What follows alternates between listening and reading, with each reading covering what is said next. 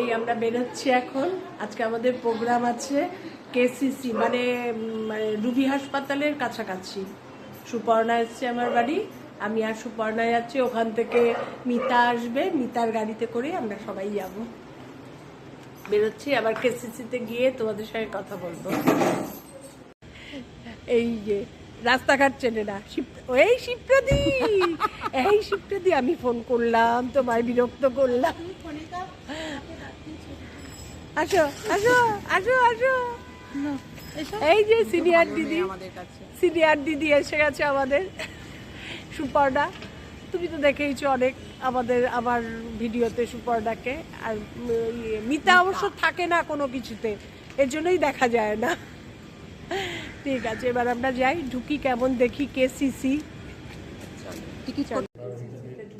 ভেতরে এই যে টিকিট পেয়ে গেছি, অনলাইন করেছি। মিতা দেখা, সুপর্ণা দেখা, আমরা অনলাইন করে নিয়েছিলাম আর এসে এখন টিকিট কালেক্ট করলাম। চলো, 3 জনের বেশি নেয় না, হয়ে যাবে, অনেকটাই বড়।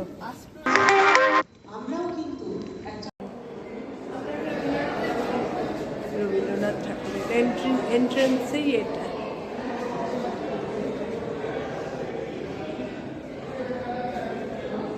এটা এন্ট্রান্সটা।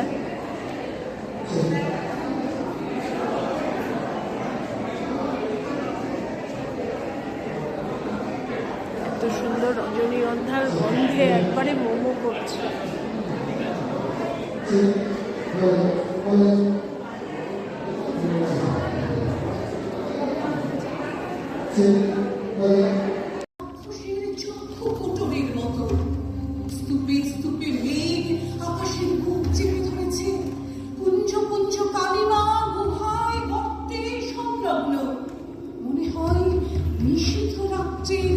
ছিন্ন অঙ্গ প্রত্যঙ্গ, দিগন্তে একটা অগ্নি উগ্রতা, ক্ষণে ক্ষণে চলে আর নিভে।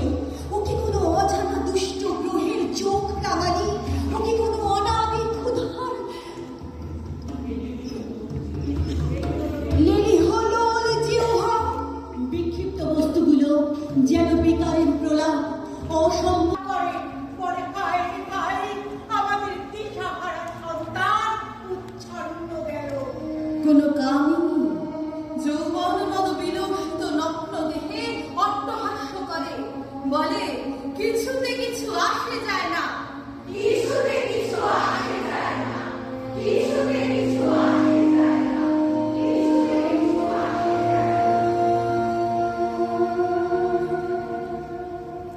ঊর্ধ্বে গিরিচূড়ায় বসে আছে ভক্ত, তুষার শুভ্র নীরবতার মধ্যে। আকাশে তার নিদ্রাহীন চক্ষু খোঁজে আলোকে রেখে।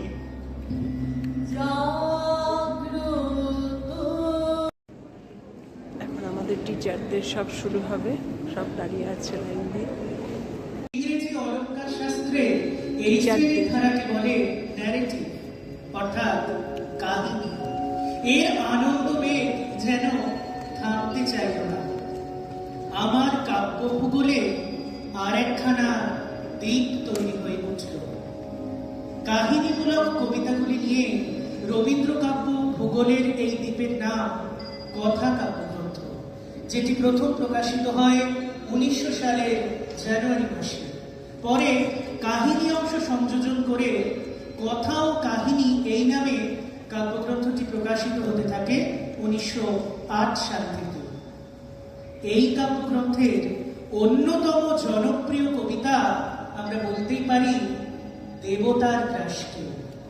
আমাদের মনের অন্ধকারে লুকিয়ে থাকা কুসংস্কারের মর্মমূলে কুঠারাঘাত করেছিলেন রবীন্দ্রনাথ এই কবিতায়। নাটকীয় সংঘাতপূর্ণ এই কবিতার আবৃত্তিরূপ শ্রোতাদের মধ্যে জনপ্রিয় করে তোলেন বীরেন্দ্র কৃষ্ণ ভদ্র। উত্তরকালে বহু আবৃত্তিকার কণ্ঠে তুলে নিয়েছেন দেবতার গ্রাস। আজকের অনুষ্ঠানে ব্রততী পরম্পরার প্রশিক্ষকদের পরিবেশনায় দেবতার গ্রাসের একটি ভিন্নধর্মী উপস্থাপন। তত্ত্বাবধানে ব্রততী বন্দ্যোপাধ্যায়। উপস্থাপনা দেবতার গ্রাস।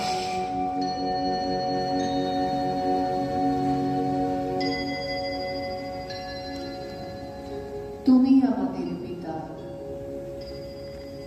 তোমায় পিতা বলে যেন জানি, তোমায় নত হয়ে যেন মানি। তুমি করুণা করুণা রোষ,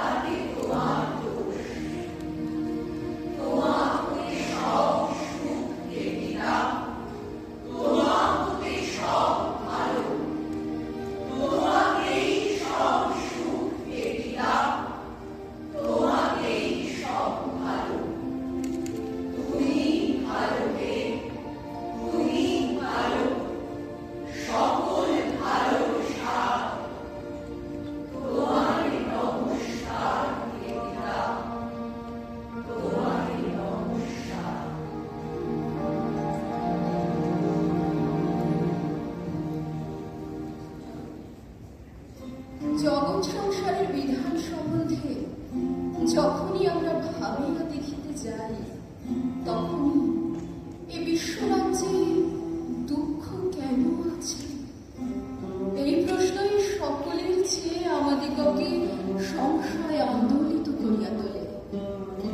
কিন্তু অমাবস্যার অন্ধকারে অনন্ত জ্যোতিষ্ক লোককে এই তাকাইয়া কি কবি বলেন নাই, यस्य छायामृतं यस्य मृत्यु तस्मै देवाय हविषा विधेम।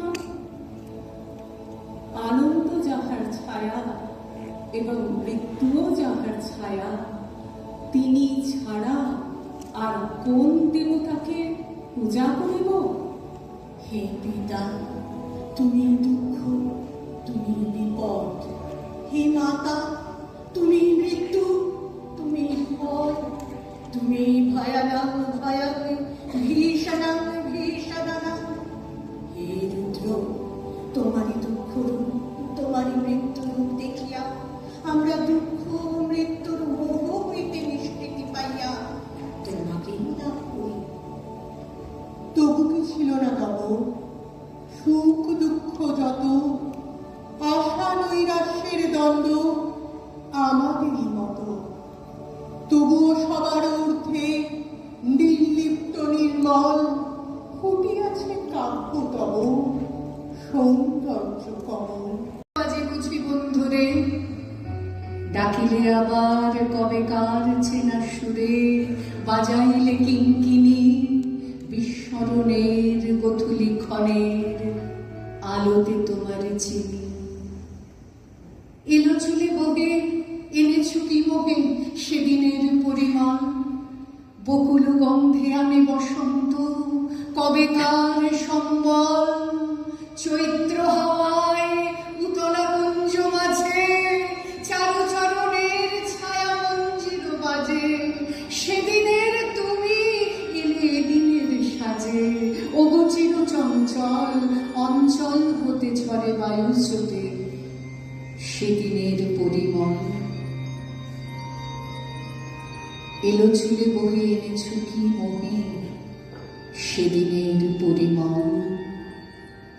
আবার সাজাতে হবে আভরণে মানুষ প্রতিমাগুলি, কল্পনা পটে নেশার বরণে বুড়াবো রসের তুলি। বিবাগে মনের ভাবনা ফাগুন প্রাতে উড়ে চলে যাবে উৎসুক বেদনাতে। কলগুঞ্জিত মৌমাছিদের সাথে পাখায় পুষ্প তুলি, আবার নিভৃতে হবে কি রচিতে মানস প্রতিমাগুলি। দেখো না কি হায় বেলা চলে যায়, সারা হয়ে এলো দিন, বাজে পুরবীর ছন্দের বীর শেষ রাগিনীর বীণ। এতদিন হেথা ছিল আমি পরবাসী, হারিয়ে ফেলেছি সেদিনের সেই বাঁশি। আজ সন্ধ্যায় প্রাণ ওঠে নিঃশ্বাসী, গান হারা উদাসী। কেন অবেলায় ডেকেছ খেলায়, সারা হয়ে এলো দিন। এবার কি তবে শেষ খেলা হবে, নিষিদ্ধ অন্ধকারে মনে মনে বুঝি হবে। জলসিঞ্চিত ক্ষিতি সৌরভ রহসে, ঘন গৌরবে নব যৌবনা বরসা, শ্যাম গম্ভীর সরসা, গরু গর্জনে নিপমঞ্জুরি শিহরে, শিখি দম্পতিকে কাকল্লনে বিহরে, ঋগ মধুচিত হরসা, ঘন গৌরবে আসে উন্মদ বরসা।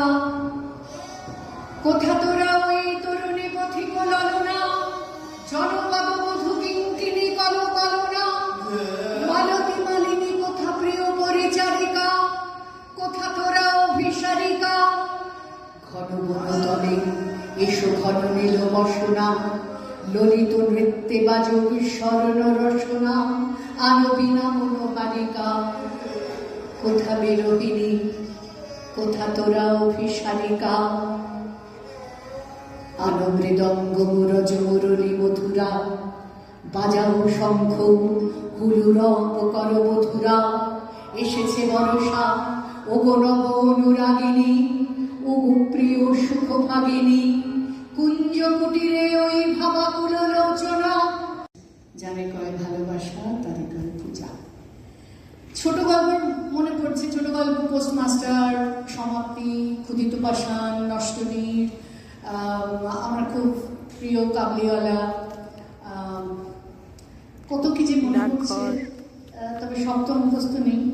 একটা জায়গার একটুখানি শোনাই, আমার খুব প্রিয় জায়গা, আমার খুব প্রিয় চরিত্র মৃণাল, স্ত্রীপত্রের চিঠি লিখছে তার স্বামীকে।